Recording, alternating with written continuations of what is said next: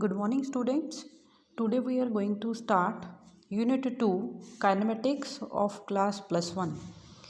Unit 2, the whole syllabus of physics according to the NCERT syllabus is divided into the number of units. There are the 10 units and the units contain the chapters. Okay, as the first unit consists of the 2 chapters and the second unit consists of 3 chapters, and the naming of the chapters is from 1 to up to n and maybe 14 15 up to so on. Means this is the chapter 3 kinematics के में आपने 3 chapter पढ़ने हैं, motion in straight line, motion in plane and projectile motion. Okay, and the combined name of all the 3 chapters is the kinematics, जिसका हम kinematics का अगर आप इसको ऐसे भी बोल सकते हो, it is the first chapter of the kinematics, that is the motion in straight line. और according to the NCERT syllabus it is the chapter 3, third chapter motion in straight line. और motion in straight line start करने से पहले मैं आपको एक बात बता देना चाहती हूँ. Motion in straight line is similar to the motion that you already read in class 9th. जो आपने क्लास 9th में मोशन पढ़ा था वैसा ही है, बट अब थोड़ा स्टैंडर्ड क्या होगा, हाई होगा. जैसे आप पहले आपने +1 लेवल का पढ़ा था, 9th लेवल का किया था, अब आप +1 लेवल का यहाँ पे रीड करोगे. तो motion in straight line start करने से पहले हम काइनेमेटिक्स का मीनिंग अंडरस्टैंड करेंगे. What is the meaning of kinematics? Now before understanding the meaning of the kinematics you should know the term mechanics.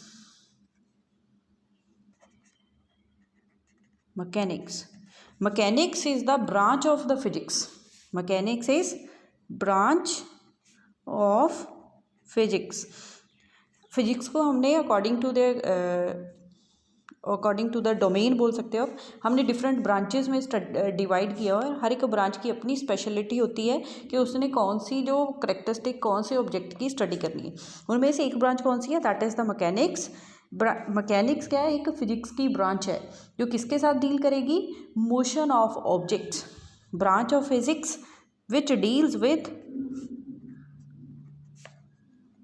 With motion of objects का motion study करेगी, and equilibrium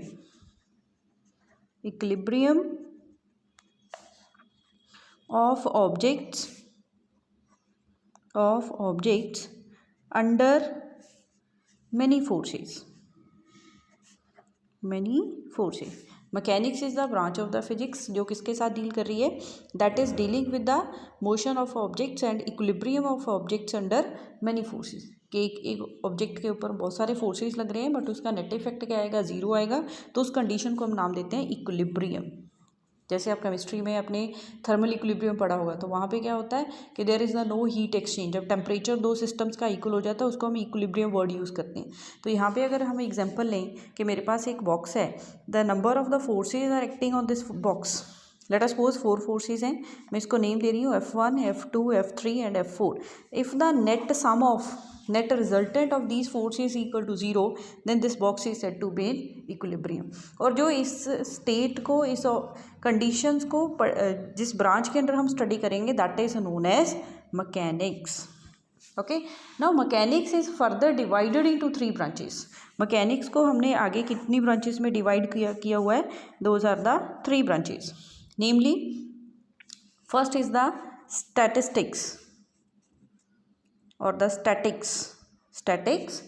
Second one is the kinematics, that is the name of our unit, kinematics. And third one is the dynamics. Statics means at rest. Means कि कोई भी object है जिसके ऊपर number of forces, यहाँ पे मैंने यहाँ एग्जांपल लिया था, number of forces are acting on the object but still it is at rest. उसकी स्टडी हम किस ब्रांच के अंडर करेंगे, that is the statistics. Means object move नहीं हो रहा. ब्रांच ऑफ मैकेनिक्स, ये किसकी ब्रांच है, मैकेनिक्स की है, जो किसके साथ डील करेगी, with the study of motion of objects और the bodies in the equilibrium under the external force. उसके ऊपर फोर्स तो लगेगा बॉडी के ऊपर, but that will be at rest. Equilibrium में होगी, ऐसे भी बोल सकते हो. उसके ऊपर एक्सटर्नल फोर्सेज लग रहे हैं but that is not moving. तो जो हम study those type of objects की करेंगे, उसको हम एक ब्रांच में कैटेगराइज करेंगे, that is known as the statistics. Next come to the kinematics. Kinematics में क्या होता है, जिसमें हमने बॉडीज को मोशन में स्टडी करना। वी विल स्टडी द और the deal with the study of the mechanical motion of the bodies but without cause. क्या है यहाँ पे, study of mechanical motion of object without cause. अब हमने ये देखना है कि जो ऑब्जेक्ट मूव हो रहा है, बट हमने ये नहीं एक्सप्लेन करना है कि क्यों मूव हो रहा है। मीन्स हम इसमें फोर्स का कंसेप्ट नहीं लेके आएंगे। काइनेमेटिक्स में हम ओनली मोशन के बारे में पढ़ेंगे, we will not discuss about a force. All of us knows that the motion is due to the applied force. अगर हम फोर्स अप्लाई कर रहे हैं तभी जो ऑब्जेक्ट क्या आता है, मोशन में आता है। बट यहाँ पे हम क्या करेंगे, काइनेमेटिक्स में हमने मोशन पढ़ना है without cause. Clear. Next is the third branch is the dynamics. Dynamics इससे ऑपोजिट होगा। अब मोशन तो पढ़ना है बट हमने विद कॉज पढ़ना है। हमने ये देखना है कि ये मूव क्यों हो रहा है। If the object is moving, why it is moving. If it is moving in the north direction, why it is moving in the north direction. Means हमने क्या पढ़ना है, study of motion with cause. Means हम इस branch में किसके साथ deal करेंगे, we will deal with the force. हम मोशन भी पढ़ेंगे और साथ में हम फोर्स को भी लेके चलेंगे। इस ब्रांच में काइनेमेटिक्स में हम ओनली मोशन पढ़ेंगे विदाउट कॉज। मीन्स हमने इसको फोर्स, इसमें फोर्स को कंसीडर नहीं करना। एंड द फर्स्ट ब्रांच जिसको हमने नाम दिया statics. Statics means object is at rest. Means number of forces तो लग रहे हैं किसी भी ऑब्जेक्ट के ऊपर, but that is in equilibrium. Means the object is not going to move. Okay, now in our syllabus is the kinematics. Firstly we will deal with the kinematics, then in the next unit that is the Newton's laws of motion, वहाँ पे force का concept आएगा, वहाँ पे हम इसको बोल सकते हैं डायनामिक्स हम स्टडी करेंगे. तो firstly we will start kinematics. Kinematics में जो फर्स्ट टॉपिक है आपके पास, आपने मोशन पढ़ना है, मोशन बट विदाउट कॉज. तो पहले हमको क्या डिफाइन करना पड़ेगा, position, path length and displacement. First topic is the position, path length and displacement. आपने सभी टर्म्स आप वेल नोन है. पोजीशन भी आपने 9th क्लास में वर्ड सुना होगा, पाथ लेंथ जिसको आप डिस्टेंस बोल रहे थे, और the displacement is well known to everyone. Now सबसे पहले हमें displacement, path length, distance, displacement, position निकालने से पहले हमें एक पर्टिकुलर पॉइंट डिफाइन करना होता है.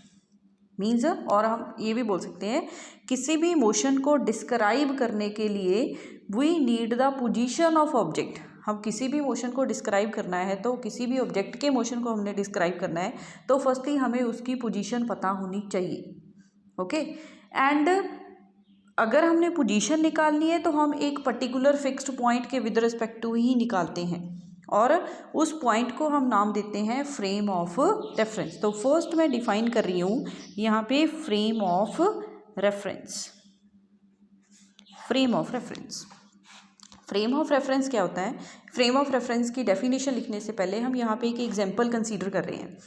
एग्जाम्पल में मैं क्या लेके चल रही हूँ, चलो वेल नोन एग्जाम्पल है. आप coordinate system, Cartesian coordinate system बनाते हो, वो क्या होता है, आप ऐसे बना लेते हो, मैथ में ड्रॉ करते हो ना, ग्राफ बनाते हो, X axis, Y axis and Z axis.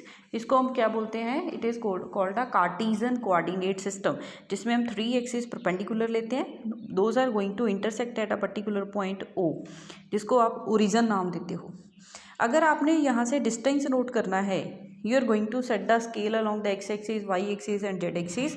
You will consider the value of the x, y and z 0 at point O. Means अब हम O पॉइंट से राइट हैंड साइड को जाएंगे तो डिस्टेंस हम पॉजिटिव लेते हैं. अगर नेगेटिव डायरेक्शन में हम नेगेटिव एक्स एक्सिस ड्रॉ कर लेते हैं तो distance negative. Means O point के विद रिस्पेक्ट टू आप डिस्टेंस नोट कर रहे हो. किसके विद रिस्पेक्ट टू कर रहे हो आप? O पॉइंट के with respect to distance note कर रहे हो. Similarly along Y axis and Z axis. Means एक फिक्स्ड पॉइंट है, यहाँ पे x, y और z की वैल्यू क्या आ रही है आपके पास, 0 आ रही है. हम इसी फिक्स पॉइंट से आगे अपनी कैलकुलेशंस, अपनी रीडिंग्स ले रहे हैं. तो this point is known as point of reference. इसको क्या नाम देते हैं हम? Point of reference. तो पॉइंट ऑफ रेफरेंस क्या हुआ, is a fixed point of reference भी बोल देते हैं हम इसको, फ्रेम ऑफ रेफरेंस भी बोल देते हैं।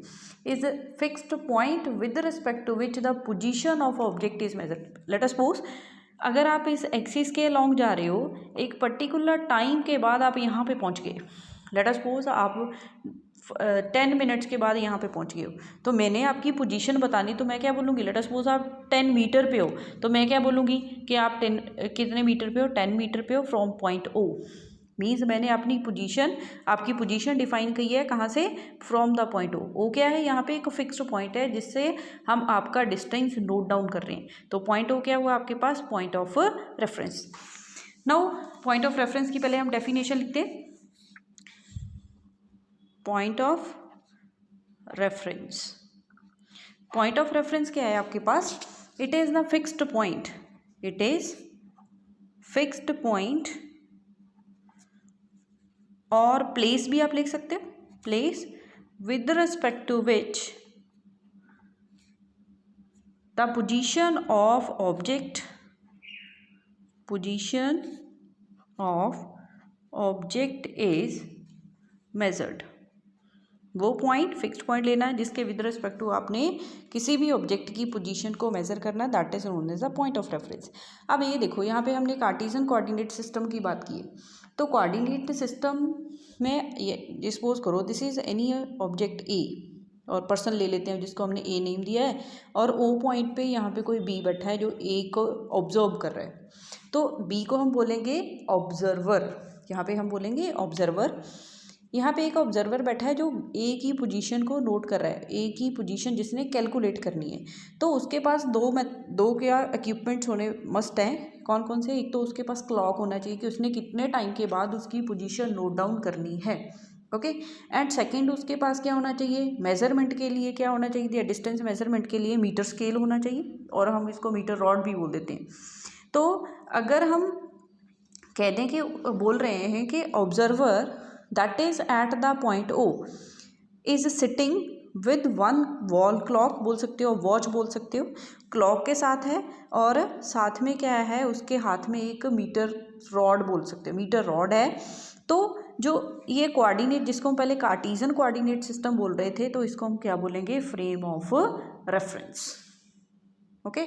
An observer at the origin of the Cartesian coordinate system with the center meter rod to measure the position and clock to measure the time of the position of the body forms a frame of reference, means a Cartesian coordinate system ही है। अब origin पे हमने एक observer को बिठा दिया है, उसके पास एक क्लॉक है और एक क्या है उसके पास मीटर रॉड है, तो ये पूरा सिस्टम क्या बन जाएगा आपके पास, it will be the frame of reference. ठीक है बेटे, clear.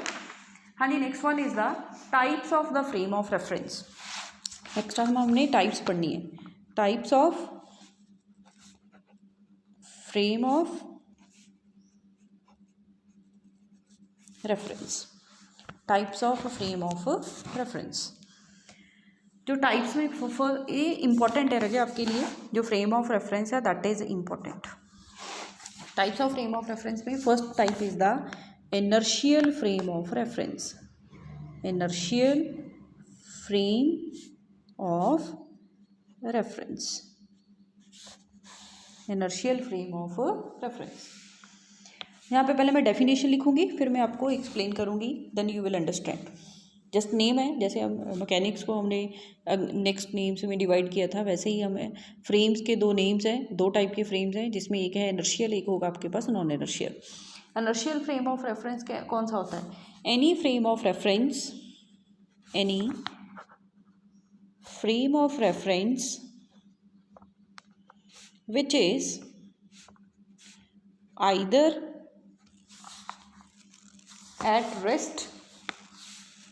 either at rest or moving with uniform velocity, moving with uniform velocity is called the inertial frame of reference, is called inertial frame of reference, is called the inertial frame of reference. अब definition को छोड़ दो, पहले example consider करते हैं। जैसे ये देखो, मैंने एक ट्रेन ले ली यहाँ पे, आई हैव अ ट्रेन। इसके ऊपर दो कंडीशंस आप लगा सकते हो, either it is at rest, या तो ये रेस्ट पे है, या क्या है ये, it is moving with uniform velocity, एक कांस्टेंट वेलोसिटी के साथ मूव हो रही है, और इट इज़ एट रेस्ट। अब मैं ये देखो यहाँ पे सीट्स ड्रॉ कर लेती हूँ, person A, B, C, D, E, F and G, means यहाँ पे पर्सनस बैठे हैं, उनको मैंने नेम दे दिए ए, B, C, D, E, F, जी।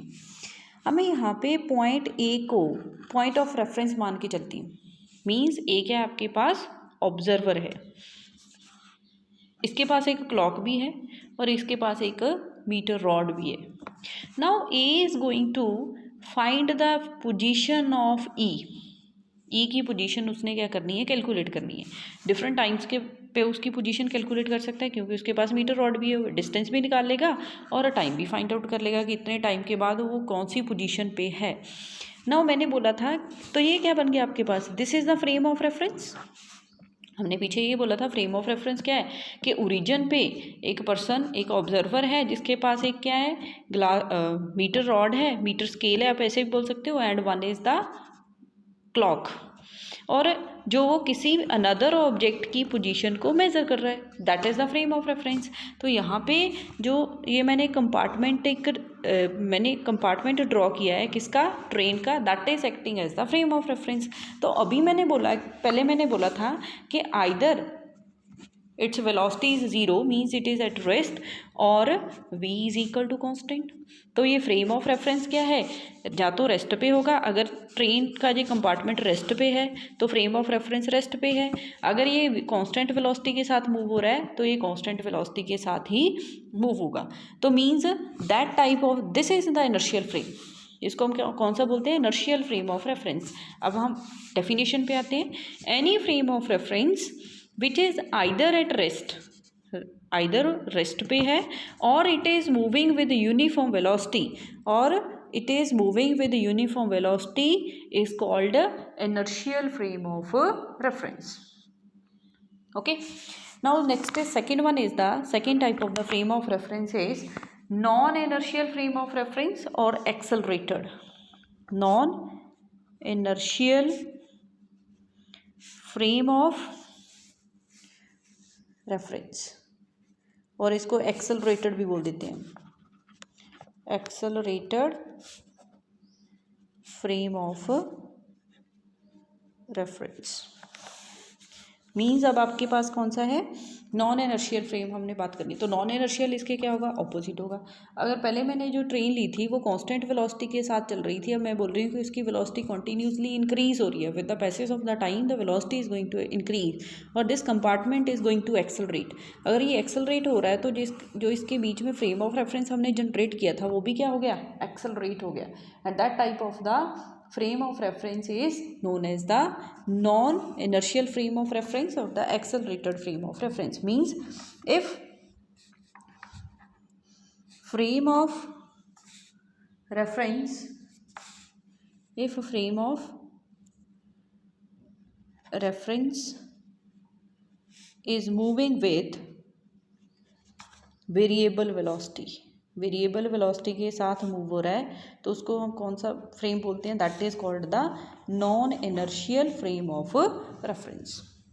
ओके, तो non inertial frame of reference की हम अगर बात करें कि अगर कोई बस है वो चल रही थी रोड पे और सडनली वो स्टॉप हो गई, तो वहाँ पे उसकी वेलोसिटी डिक्रीज होगी। अगर बस पहले रेस्ट पे खड़ी थी वो सडनली मूव होना शुरू हो गई तो उसकी वेलोसिटी क्या हो रही है, इंक्रीज हो रही है, that is the non inertial frame of reference. Okay, अभी नेक्स्ट क्वेश्चन है आपके पास, is earth, question is earth inertial और non inertial frame of reference. अभी हमने ये बताना है कि अर्थ इनर्शियल है या non inertial frame of reference है। इज अर्थ इज इनर्शियल और non inertial frame of reference. तो इसका आंसर हम देंगे कि अगर हम बात करें एक्चुअली हमने अपने लोअर क्लासेस में ये पढ़ा है कि earth is rotating about the axis जो revolve around the sun and spin about its own axis. जो अर्थ है वो अपनी एक्सिस के अराउंड स्पिन भी करती है और सन के अराउंड मूव भी करती है। और आपने ज्योग्राफी में ये भी पढ़ा है कि जो अर्थ की वेलोसिटी है that is not constant, that is going to change according to the position on its path. Elliptical path के ऊपर जो पोजीशन होती है अर्थ की उसके अकॉर्डिंग उसकी जो वेलोसिटी है वेरी कर रही है। तो मीन्स अर्थ की जो वेलोसिटी है that is going to vary. अब हमने ऊपर क्या बोला है कि वो फ्रेम ऑफ रेफरेंस जिसकी वेलोसिटी वेरी हो रही है तो उसको हम क्या बोलते हैं, it is the non inertial frame of reference. तो मीन्स अर्थ एक्चुअली क्या है आपके पास, non inertial frame of reference. Answer क्या आएगा, अर्थ इज नॉन इनर्शियल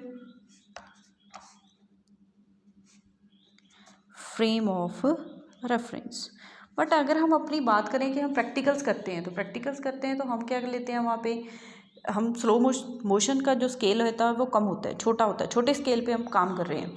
तो वहाँ पे जो हम अर्थ का मोशन क्या कर देते हैं, निगलेक्ट कर लेते हैं हम। We are going to consider that earth is at rest. हम अर्थ को रेस्ट पे मान के चलते हैं but actually earth is not rest. So for our practical purposes we will consider that it is the or we can approximate that the earth is the inertial frame of reference, but actually earth के आपके पास non inertial frame of reference है। Okay, next question is the rest and motion are relative terms. Rest and motion are relative terms. ये question आपने 9th class में भी पढ़ा होगा कि rest and motion are relative terms. इसका क्या मतलब होता है, रिलेटिव टर्म्स। क्वेश्चन का मीनिंग क्या है कि एक ऑब्जेक्ट एक ही टाइम पे रेस्ट पे भी हो सकता है और मोशन में भी हो सकता है। An object at the same time can be at rest and in motion. At rest पे भी है एंड इन मोशन में भी है at the same time same object. तो हम इसलिए इस वर्ड को हम क्या बोलते हैं कि जो रेस्ट एंड मोशन है दोज आर रिलेटिव टर्म्स। इसको मैं आपको एक एग्जाम्पल के साथ एक्सप्लेन कर रही हूँ। मैं यहाँ पे एक let us suppose I am going to consider a bus. Bus is moving on highway. Passengers are sitting in bus A, B, C, D, E, F. Let us suppose these are the passengers. Now let us suppose A, D are friends. A is looking at D और A is the observer जो D जिससे हमने D की position note करनी है। We have to find that कि friend D is at how much distance from the point A। दोनों एक फिक्स सीट पे बैठे हैं तो with respect to point A D is at rest. अगर मैं A के विद रिस्पेक्ट टू बात करें D के आपके पास रेस्ट में है। और सेकेंड लेट अस सपोज यहाँ पे G है जो इनको सी ऑफ करने आया था। G is the friend of A and D। अब जो A के with respect to A and D both are sitting in the same bus at the different seats but they are उनकी पोजीशन क्या है, fix है। वो अपनी seat पे बैठे हैं, वहाँ से वो अपनी पोजीशन से मूव नहीं हो रहे तो मीन्स D की पोजीशन A के विद रिस्पेक्ट टू A के कंपैरिजन D की पोजीशन तो फिक्स थी। तो हमने क्या बोल दिया था, D क्या है, रेस्ट पे है। किसके विद रिस्पेक्ट टू, किसके रिलेटिव, A के रिलेटिव। अगर हम G की बात करें, G is standing on the road, बस इज मूविंग, बस मूव हो रही है। जी एक पोजीशन पे एक पॉइंट पे क्या है, स्टेशनरी है। बट जो डी की पोजीशन है जी से वो कॉन्टीन्यूसली वेरी कर रही है। तो हम इस टर्म को क्या नाम देते हैं, that is the motion. If the position of the object changes with respect to the point of reference then it is said to be in motion. But if the position of the object does not change with respect to point of reference then it is said to be at rest. Means अब D अगर हम G के comparison देखेंगे तो with respect to G D is in motion. हो गया concept clear. Means एक ही time पे जो डी मोशन में भी अपीयर हो रहा है और रेस्ट पे भी अपीयर हो रहा है। बट चेंज क्या हो रहा है यहाँ पे, point of reference. First case में पॉइंट ऑफ रेफरेंस ए था और सेकंड केस में पॉइंट ऑफ रेफरेंस के आपके पास जी है। ओके तो पॉइंट ऑफ रेफरेंस अगर हम डिफरेंट ले लेंगे, सेम ऑब्जेक्ट क्या हो सकता है, रेस्ट में भी हो सकता है और it can be in motion. So this is the meaning of the motion. Rest and motion are the relative terms. Now next topic is the point object. Point object. Point object कैसा होगा, जो point की shape का होगा. जैसे हम एक point लगा देते हैं, डॉट लगा देते हैं नोटबुक के पे. अगर कोई ऐसा ऑब्जेक्ट एग्जिस्ट हो रहा है तो हम उसको क्या नाम देंगे, पॉइंट ऑब्जेक्ट. मीन्स जिसकी डायमेंशंस बोल सकते हो आप, साइज बोल सकते हो, जिसका साइज क्या होगा, बहुत छोटा होगा, बिल्कुल पॉइंट के कंपैरिजन होगा, उसको हम क्या बोलेंगे, पॉइंट ऑब्जेक्ट. क्या ये पॉसिबल है कि एक्चुअली पॉइंट ऑब्जेक्ट एग्जिस्ट हो? The answer is no. Actually यहाँ पे हम फिजिक्स में पॉइंट ऑब्जेक्ट कंसीडर कर लेते हैं. क्यों? कि अगर हम एक स्टैंडर्ड ऑब्जेक्ट की बात करेंगे, हम उसका मोशन रीड करते हैं तो मोशन क्या होता है, कॉम्प्लिकेटेड होता है. उन कॉम्प्लिकेशंस को रिमूव करने के लिए हम एक पॉइंट ऑब्जेक्ट कंसीडर हम मान करके चलते हैं कि जो ऑब्जेक्ट है that is acting as the point. और उसके लिए कंडीशन क्या है कि कोई भी ऑब्जेक्ट पॉइंट ऑब्जेक्ट कब होगा, जब उसने डिस्टेंस बहुत ज़्यादा कवर किया हो as compare to the dimensions of the object. For example हम एक बात करें कि एरोप्लेन है दैट इज मूविंग फ्रॉम और the which flies from the Delhi to London. Delhi से वो लंदन तक जा रहा है तो उसने डिस्टेंस बहुत ज़्यादा कवर किया as compare to its dimensions. तो हम उसको क्या नाम देंगे, उस प्लेन को हम क्या कंसीडर कर सकते हैं, पॉइंट ऑब्जेक्ट. एक्चुअली वो पॉइंट ऑब्जेक्ट नहीं होता, आप वहाँ पे एक कंडीशन अप्लाई कर रहे हैं कि अगर उसने जो डिस्टेंस कवर किया है उसके डायमेंशंस के कंपैरिजन वो डिस्टेंस बहुत लार्ज है, तो हम उस ऑब्जेक्ट को क्या मान के चलेंगे, that is the point object. तो ऑब्जेक्ट को पॉइंट ऑब्जेक्ट कब मानेंगे, an object is said to be an point object, said to be an point object if its size is negligible means बहुत छोटा, negligible as compared to distance traveled by it, as compared to distance traveled by it. अगर किसी भी object ने जो distance cover किया है उसके कंपैरिजन उसके जो डायमेंशंस है बहुत छोटे हैं, तो हम उसको क्या मान के चलेंगे, that is the point object. Example मैंने एक पहले बता दी थी. जैसे आपके पास एन एरोप्लेन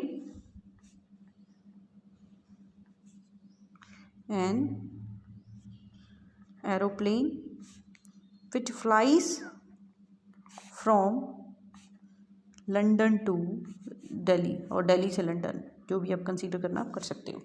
अगर उसने डिस्टेंस बहुत ज़्यादा कवर किया है as compare to the its dimensions, its size, then it is said to be as point object. Second well known example क्या होगी आपके पास, that is the shell fired by gun. A shell fired by gun, जो gun के through आप एक shell को fire करते हैं उसका साइज बहुत छोटा होता है as compare to the distance travelled by the shell. So shell को हम क्या कंसीडर करेंगे, it is considered as the point object. Okay, next हम मोशन को डिवाइड कर रहे हैं 3 स्टेट्स में, मोशन इन स्ट्रेट लाइन और 1 dimension. Motion in 1 dimension. 1 dimension आप सबको पता है कि जैसे स्ट्रेट लाइन मोशन होता है, अगर पार्टिकल स्ट्रेट लाइन के अकॉर्डिंग जा रहा है तो हम उस मोशन को क्या नाम देते हैं, 1 dimensional motion. If particle is moving along straight line then motion is said to be 1D भी लिख सकते हो और 1 डायमेंशनल भी लिख सकते हो. ठीक है, जैसे आप एग्जांपल ले लो कि motion of the bus on the straight road, motion of the train on the straight track, these are the examples of the motion in 1 dimension. Next is the motion in 2 dimensions. Motion in